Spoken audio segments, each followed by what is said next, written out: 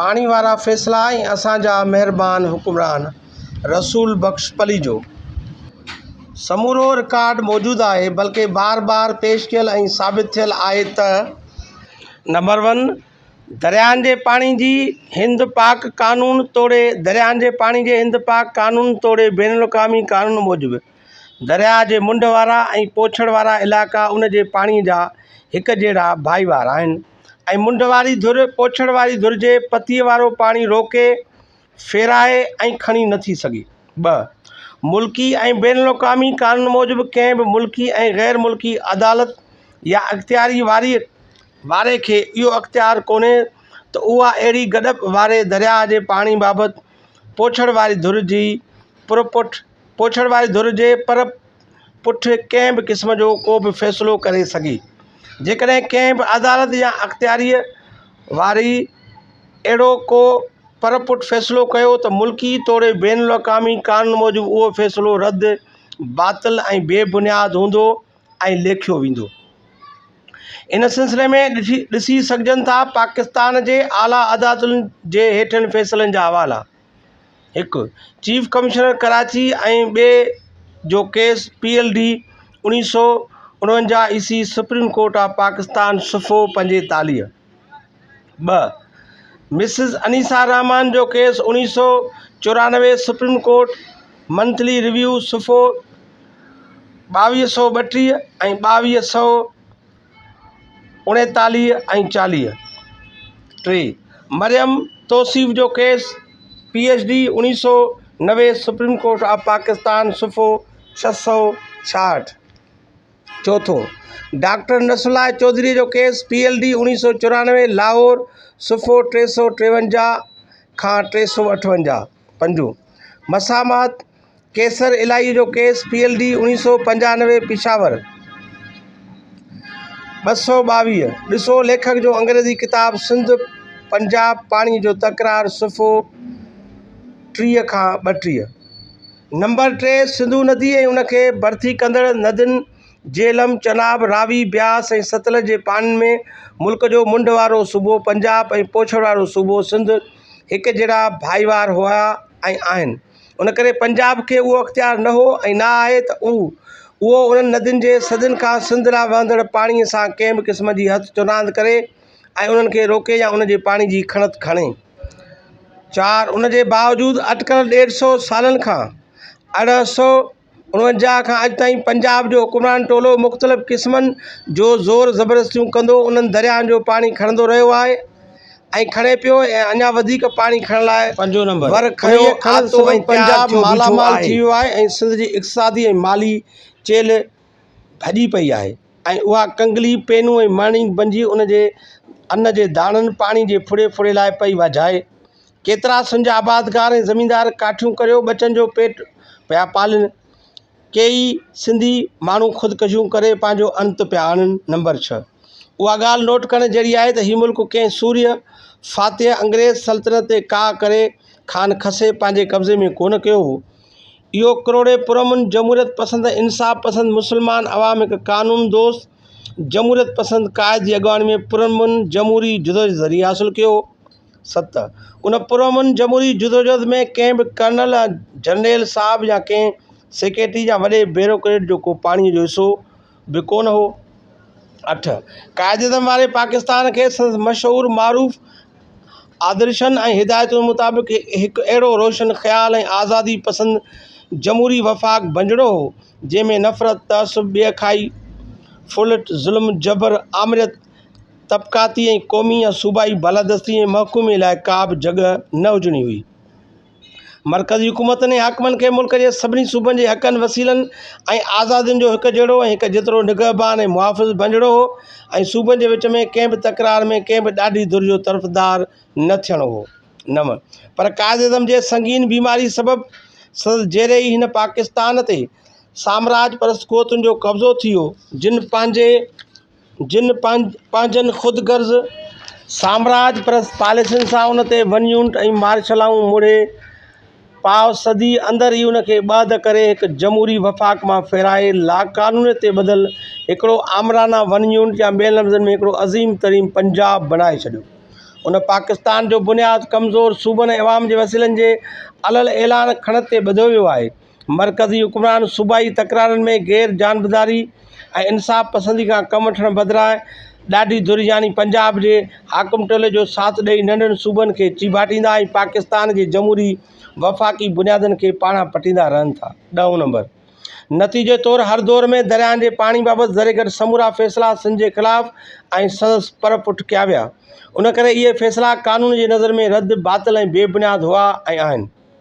पाकिस्तान जी वफ़ाक़ी मरकज़ी सरकार उन्हनि कार्रवाइयुनि में सदाईं सिंध जे ख़िलाफ़ ऐं पंजाब जे हुक्मरान टोलनि जी साथारी रही आहे।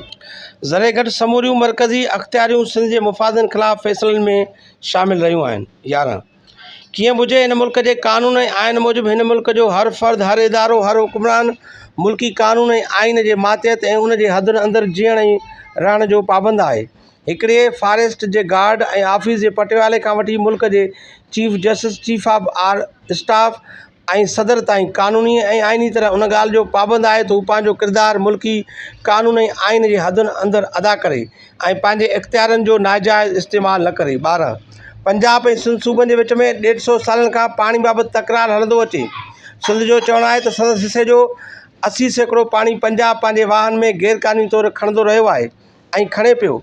उन करे सिंध खे गुज़िरियल 1.5 सदीअ में खरबें रुपयनि जो कापारी नुक़सानु रसियो आहे। उन नुक़सान जी तलाफ़ी थिए ऐं आईंदा लाइ पाणी खणणु बंदि कयो वञे।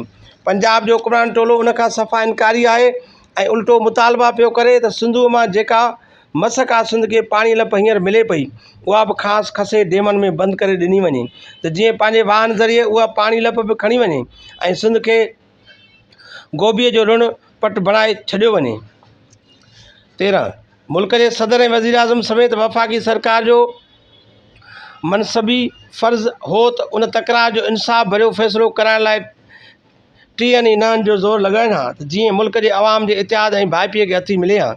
मुल्की सालमियत ऐं ख़ुदमुख़्तियारी जूं पाड़ूं मज़बूत थियनि ऐं सभु पाकिस्तानी माण्हू कुले सां मिलाए तरक़ी ऐं ख़ुशहाली जी मंज़िल ॾांहुं सफ़र तेज़ कनि हा। पर इहो गैर जानबदार मज़हबी किरदारु करण बदिरां धुरबंदी फ़ैसिला कंदा रहिया आहिनि। पर हू इहो गैर जानबदार मज़हबी किरदारु अदा करण बदिरां धुरबंदी फ़ैसिला कंदा रहिया आहिनि। हिननि मां को बि सिंध मुख़ालिफ़ फ़ैसिलो मुड़ण जी कोशिशि कई त उहो सरासर लाक़ानूनी ऐं नाक़ाबिले क़बूल कमु हूंदो। 14 सदर समेत मरकज़ी हुकूमत जे समूरनि अमलदारनि खे सिंध जे पाणी जे माहिरनि तरफ़ां तोड़े ॿियनि गैर जानबदार इदारनि तरफ़ां बार बार हज़ारे दफ़ा ॿुधायो ऐं सम्झायो वियो आहे त सिंधूअ में 5 ॿियनि डेमनि खे भरण लाइ त छा, पर सिंध जे मौजूदा बिराजनि खे ॾियण लाइ, फ़सुलनि लाइ, पीअण लाइ, जनाज़नि खे तर ॾियण लाइ बि पाणी कोन्हे। सुकी वई आहे। समुंड जो खारो पाणी उतर ॾांहुं वधंदो अचे। लखें एकड़ ज़मीनूं तबाह थी वियूं आहिनि। मथां पंजाब जे गंद ऐं गलादत वारी ॿोॾि सवें माण्हू मारे छॾिया आहिनि। जेका पाणी लप नयनि डेमनि में वेंदी सा उहा हूंदी जेका हींअर सिंध खे मिले पई। 15 ॿ ॾींहं अॻु जी अख़बारी इतलाउनि मुताबिक़ ॿियनि त ठहियो, ख़ुदि आलमी बैंक ऐलान करे छॾियो आहे त ग्रेटर थल केनाल सरासर फज़ूल ऐं ज़ियानखोर प्रोजेक्ट आहे। उन ते जेका ॻाटे भॻी रक़म लॻाई पई वञे सा भिटुनि में बर्बाद थी वेंदी। ज़रे घटि साॻी हालत रिथियल Kachhi canal, Rainee canal, Chashma right bank canal, Akhori dam, Dhok Pathan dam ऐं सबकज़ई डैमनि जे ॿुधाई वई आहे। पर ॿिए ॾींहं जी अख़बार में उहा ख़ुशख़बरी ॿुधाई वई आहे त वापडा वारा उन्हनि फज़ूल कमनि खे राति ॾींहुं हिकु करियो हलाइनि पिया। ख़रबनि जा कम अरबनि जूं कमीशनूं ॾियारीनि था, इहे विञाइणियूं त कोन्हनि। 16 हाकिमनि जे करनि ते जूं बि कान थी सुरे, सदन उहा ई वावेल पई पवे त डैम ज़रूरु ठहंदा, हर हालत में ठहंदा। सोली सिंधी में मतिलबु थियो असीं ॾाढा आहियूं, अवां जा कुझु माण्हू बि असांजा नुमाइंदा थिया बीठा आहिनि। उन्हनि खे रिश्वत तौरु जाम पाणी मिले पियो। अवी आम सिंधी माण्हू वञी ज़हर खाई मरो। नई नकोरे चौधरी वज़ीर आज़म फरमाए छॾियो आहे त जंहिंखे पाकिस्तान नथो वणे सो मुल्क छॾे हलियो वञे। यानी जेको सिंधी माण्हू पाणी घुरे, जेको जीअण जो हक़ु घुरे ऐं जेको इंसानियत वारो सलूक घुरे सो हीउ मुल्क छॾे हलियो वञे। जेॾां वणेसि तेॾां वञे पर हितां दफ़ा थिए। 17 केतिरा सादा सूदा सिंधी माण्हू उहो सम्झंदा हूंदा त बाबा ईअं वरी कीअं हूंदो, कहिड़ी बि आहे पर आख़िर हुकूमत आहे। डेम ठाहे या खणी छा बि करे, पर हेॾे सारी ख़ल्क़ ख़ुदा जी जेका आहे उनखे आख़िर पीअण लाइ ऐं आबादी वग़ैरह लाइ पाणी त खपे। उहो त कीअं बि करे ॾियणो अथनि, उहो त बाबा किथां बि आणे ॾींदा, न त हुकूमत छाजे लाइ कंदा। आम माण्हू हर ॻाल्हि खे अॻे ज़माने वारी हली चली ऐं रस्म ऐं रवाज जी हिसाब सां ॾिसंदा आहिनि। उहो सोचींदा आहिनि त जेका ॻाल्हि जीअं अॻु हुई सा हाणे बि ज़रूरु ईअं ई रहंदी, जेको अॻे कॾहिं बि न थियो सो हाणे वरी कीअं थींदो। चए बाबा वेठा ॿुधो, हरू भरो एॾो बि को अंधेर मुल्क में थी सघे थो छा? आख़िर दुनिया आहे सा त हलाइणी आहे, क़यामत त कान आणणी आहे न। बाबा दिलि जाए करियो, वेठा ॾिसो, पाणीअ खां अॻु कपिड़ा न लाहियो। लिखत में रिकॉर्ड आहे त हिन सुठनि जे लिखंदड़ अटकल 30 साल अॻु सिंध जे माण्हुनि खे बार बार चिता ॾियणु शुरू कयो त हुक्मराननि जे दलालनि टोलनि जूं अखियूं तव्हांजे क़ौमी वसीलनि, तव्हांजे हक़नि, तव्हांजी धरतीअ में आहिनि। हू वॾी रथाबंदी वसीले तव्हां खां तव्हांजी तालीम खसे, तव्हांखे जाइलनि जी क़ौम बणाईंदा, तव्हांजा दरिया खसे, तव्हांजूं ज़मीनूं बर्बादु करे विकिणाईंदा ऐं तव्हांखे हथरादू नमूने ज़बरदस्ती अक़लियत में आणे तव्हां खां तव्हांजो सिंध मथां हुक्मरान जो खसे वठंदा। ॾिसणनि वाइसणनि माण्हुनि चयो त मियां उहा बि का थियण सारी ॻाल्हि आहे। वेठा हवाई ॻाल्हियूं ॿुधो, पोइ जे सालनि ऐं ॾहाकनि में जेके थियो ऐं जेके थिए पियो सो सिंधी माण्हुनि जे अॻियां अखियुनि अॻियां अची चुको आहे। त भला छा इहे असांजा महिरबानी हुक्मरान सिंध में पाणी न हुअण बाबति असांजूं ॿुधायल हक़ीक़तूं, असांजूं साबितूं, असांजूं दाऊं ऐं ॿाकारूं हिकिड़े कन मां ॿुधी ॿिए कन मां कढियो। सॼो ॾींहुं सुबुह खां शाम ताईं रुॻो नवां आबी ज़ख़ीरा खपनि, नवां आबी ज़ख़ीरा खपनि जी लोली लॻायो वेठा आहिनि। ऐं सुहन कसम खणियो असांखे यकीन पिया ॾियारीनि त नवां आबी ज़ख़ीरा ठहणु शर्त पाण सिंधी माण्हू सिधा तरक़ी ऐं ख़ुशहाली जे बिश्त में दाख़िल थी हुरनि जे हंजनि में वेही वेंदासीं। सा ॻाल्हि वाक़ई सची न थींदी छा? अचो त रिकॉर्ड जाचूं, छो त हर शइ हर ॻाल्हि जो हिकिड़ो कंहिं न कंहिं क़िस्म जो माज़ी जो रिकॉर्ड थींदो आहे। असांजे महिरबानी हाकिमनि जो गुज़िरियल 57 सालनि जो रिकॉर्ड मौजूदु आहे। चयूं थिए त पाकिस्तान ठहण खां पोइ पाकिस्तान जे समूरी अवाम सां हिकु जहिड़ो इंसाफ़ कयो वेंदो, सभिनी खे हिकु जहिड़ा हक़ ॾिना वेंदा, ज़ात पात सूबे मज़हब फ़िरक़े अक़ीदे जे बुनियाद ते माण्हू सां कंहिं बि क़िस्म जी ॿिएकाई न कई वेंदी, वफ़ाक़ में शामिल सभिनी सूबनि जा हिकु जहिड़ा हक़ हूंदा, जमहूरियत खे ज़ोर वठायो वेंदो, अदालतूं ऐं प्रेस आज़ादु रखिया वेंदा। सिंध बाबुल इस्लाम आहे, कायद अज़म जो सूबो आहे। पाकिस्तान क़ाइमु करण जे बाक़ाइदे पहिरीं तजवीज़ ॾींदड़ ऐं पंहिंजे असेंबली में पाकिस्तान जी हिमायत में पहिरियों ठाह बहाल कराईंदड़ सूबो आहे ऐं हिंदुस्तान खां मारिजी कुटिजी आयल भाइरनि खे जीअं में जायूं ॾींदड़ सूबो आहे।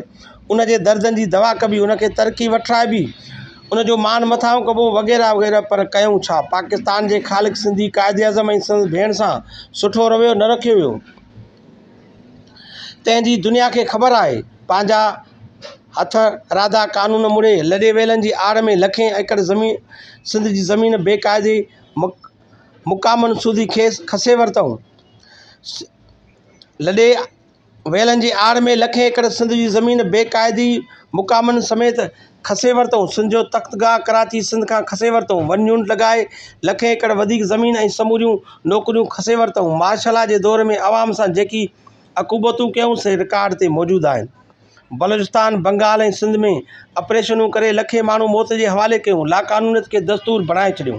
पाकिस्तानी समाज जे नस नस में ज़ुल्म, जबर ऐं नफ़रत जो ज़हर भरे छॾियूं। मज़हब जी आड़ में क्लाशनकोप ऐं हीरोइन कल्चर आंदऊं। तालीमी इदारनि ऐं मज़हबी इबादतगाहनि खे क़त्लगाहूं बनायूं। पाकिस्तान खे माण्हुनि लाइ जन्नत बणाइण जा वाइदा करे उनखे अवाम लाइ जहन्नम बणाए छॾियूं। पाणी जे बारे में 57 साल कूड़नि मथां कूड़, धोखनि मथां धोखा कयूं। छा मौजूदा हुक्मरान ईंदे शर्त घटि वाइदा कया हुआ? असीं पाण सिंधी आहियूं। सिंध जा ॾुख सूर दूरि कंदासीं, सूबाई ख़ुदमुख़्तियारी जमहूरियत बहाल कंदासीं, शराफ़त जो राज बहाल कबो, इक़्तिदार ग़रीब जी झूपड़ियुनि ताईं पहुचाइबो। ऐं थियो छा? सिंध खे साड़े रख करे छॾियो अथनि। कमंद जो फ़सुलु थियो त ख़ासि परमंटूं ॾेई ॿाहिरां खंडु घुराए कमंद जा अघ किराए विधऊं। पाणी बंदि, रोज़गार बंदि, बैंकुनि जे जाली कर्ज़नि जे ओगड़, ॾंडा उभा, पंजाब जो ज़हरीलो पाणी पीआरे माण्हू फतकाए मारे विधऊं। शहरनि ऐं ॿारनि में हथरादू कोस, चोतरफ़ मारामारी, दहशत, घोड़ा घोड़ी, बकोल ज़ाहिद शेख जे सिंध बणिजी वई करबला। पाणी जे मामले बाबति कयल को हिकिड़ो वाइदो बि न पाढ़ियो वियो आहे। कंहिं हिकिड़े ठाह ते बि अमल न कयो वियो आहे। 1945 जे ठाह तां फिरी विया। संदनि तरफ़ां 3 चोरी वकील दरियाहनि जे करे पैदा थियल खोट मंगला डैम मां पूरी करण जे ठाह तां फिरी विया ऐं सॼो मंगला डैम पंजाब जे नयनि ज़मीनुनि आबाद करण लाइ खाई विया। तरबेला मां फ़क़ति सिंध जे घुर्ज खां वधीक पाणी खणण जे फ़ैसिले तां फिरी विया। वाह फ़क़ति ख़ासि हालतुनि में वहाइण जे फ़ैसिले तां फिरी विया। 1991 जे संदनि ई मुड़ियल ठाह तां फिरी विया। कोटड़ी खां हेठि घटि में घटि 10 मिलियन एकड़ फुट पाणी छॾण जी ॻाल्हि तां फिरी विया। 1994 वारे जाली रोज़ानी ठाह खे रद्द करण जे फ़ैसिले तां फिरी विया। सिंधी बोतारनि खां सिंध जी हुकूमत खसे पंहिंजे लॾे जे हवाले करे छॾियऊं। बोतारनि मां फ़क़ति अहिड़नि खे नाले मात्र वज़ारतूं वड़ियूं ॾिनऊं जिन खां हींअर चनेसर ऐं नाओमल वारा कम कराइणा आहिनि ऐं सिंधी क़ौम जे हक़नि वसीलनि ऐं आज़ादियुनि जे विकिरे जी दस्तावेज़नि ते अंगूठा हणाइणा आहिनि। क़ौमी गद्दारी जे कमनि में थोरी बि सुस्ती कंदड़नि खे हिकदमि ॿाहिरि कढी संदनि जाइ ते वधीक चुस्ती ऐं जोश ख़रोश ॾेखारींदड़ खे रखनि था। मतिलबु त हिननि महिरबाननि जो हुकूमती गुज़र सफ़र ई वाइदा करे फिरी वञनि ऐं वरी नवां दिलासा ऐं ॾटा ॾियण ऐं सुबुह ऐं शाम ॾींदो रहण ते आहे। हिननि ॼातल सुञातल ऐं आज़मायल महिरबाननि मां कंहिं बि क़िस्म जे वाइदा वफ़ाई लिहाज़ मरवत दरगुज़र कुझु खाइजे कुझु छॾिजे जहिड़ियुनि ॻाल्हियुनि जी उमेदु रखणु थींदो ॿॿड़नि खां बेरघुण। हीअ सिंध खे अञा मिलंदड़ पाणी लप नवनि डेवनि में विझी ॿाहिरां ई ॿाहिरि खणी वञी पंजाब जूं नयूं ज़मीनूं आबाद कराए खेनि बम्पर फसल खणाईंदा। ॿुधिजे थो त 2-3 ॾींहंनि में कुझु सिंध जा सॼण कुर्सियुनि जी क़ीमत अदा करण लाइ सिंध खे मिलंदड़ बाक़ी रहियल पाणी लप बि लिखी पढ़ी ॾियण वारा आहिनि।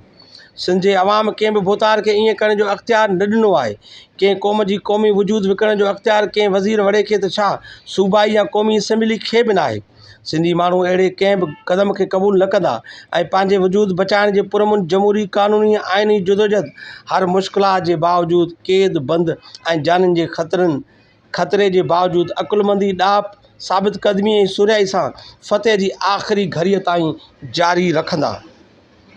ॾुंगर ॾुखियनि खे तपी कंदे को तूं जे पहण पब जो त लिंग में मुंहिंजा लो जंहिं छोरीअ में छो सा पिथूं थींदी पेर ते।